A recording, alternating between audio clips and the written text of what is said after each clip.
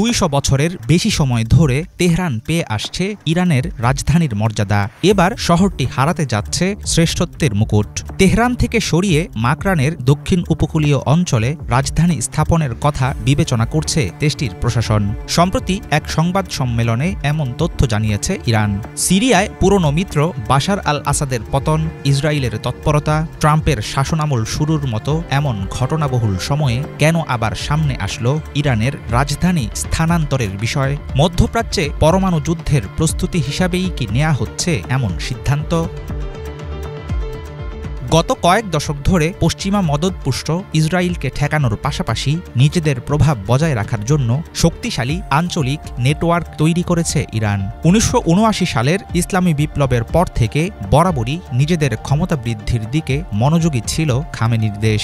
ইরানের প্রতি আমেরিকার নতুন প্রেসিডেন্টের মনোভাব কেমন হবে সেটা নিয়েও চলছে প্রস্তুতি। এমন পরিস্থিতিতে রাজধানী সরিয়ে নেয়ার সরকারি সিদ্ধান্তের খবর উস্কে দিয়েছে নানা রকম গুঞ্জন। তবে ইরান সরকারের মুখপাত্র জানিয়েছেন, ভূ রাজনীতি নয়, বরং এর পেছনে রয়েছে অন্য কারণ।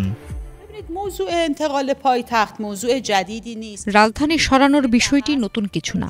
এই নিয়ে ৩ দশকেরও বেশি সময় ধরে আলোচনা চলছে। প্রতিটি অঞ্চল কতটা বড় করা যাবে সেটার উপর নির্ভর করে সেই এলাকার বসবাসযোগ্যতা। তেহরানের জনসংখ্যা বৃদ্ধির হার উল্লেখযোগ্যভাবে বেড়ে যাচ্ছে।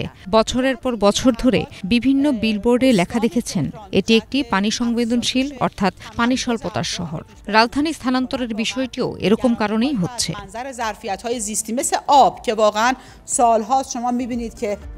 রাজধানী স্থানান্তরের পেছনে কৌশলগত ও অর্থনৈতিক সুবিধার উপর জোর দিচ্ছেন ইরান সরকারের কর্মকর্তারা। পরিবেশগত চাপ ও পানির ঘাটতি মোকাবেলার জন্যই মূলত তেহরান থেকে মাকরান অঞ্চলে সরানো হচ্ছে রাজধানী। সিদ্ধান্ত বাস্তবায়নে যে বিশাল পরিমাণ আর্থিক ও লজিস্টিক সহায়তা প্রয়োজন হবে সেটা নিয়ে উদ্বেগ প্রকাশ করেছেন সমালোচকরা। তবে এসব ভাবনা উপেক্ষা করে মাকরানে সমুদ্র ভিত্তিক অর্থনীতি গড়ে তোলার বিষয়ে যাচাই বাছাইয়ের কাজ শুরু করেছে দেশটির সরকার। রাজধানী হিসেবে মাকরান অর্থাৎ মাকরান অঞ্চলকে বিবেচনা করা হচ্ছে। এটি সরানোর ব্যাপারে 2টি কাউন্সিল গঠন করা হয়েছে। রাজধানীর সমস্যাগুলোর মূল্যায়ন করছে একটি কাউন্সিল, অন্যটি কাজ করছে সমুদ্রমুখী অর্থনীতি নিয়ে। এর আরেকটি দায়িত্ব হলো মাকরান এলাকার জন্য প্রয়োজনীয় মাপ যোগ করা। ইসলামী বিপ্লবের পর থেকে ইরানের রাজধানী স্থানান্তরের বিষয়ে নানা সময়ে দাবি উঠেছে। সাবেক প্রেসিডেন্ট মাহমুদ আহমাদিনেজাদ সহ পূর্ববর্তী প্রশাসনগুলোর পক্ষ থেকেও নেওয়া হয়েছিল নানা রকম পরিকল্পনা।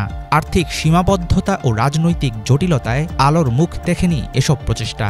মাকরানে রাজধানী সরাতে শুরু করলে এর জেরে ইরানকে নিতে হবে বিপুল পরিমাণ অর্থনৈতিক চাপ।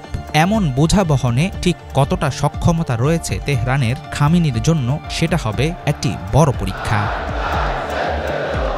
হাফিজুল ইসলাম, বাংলা ভিশন।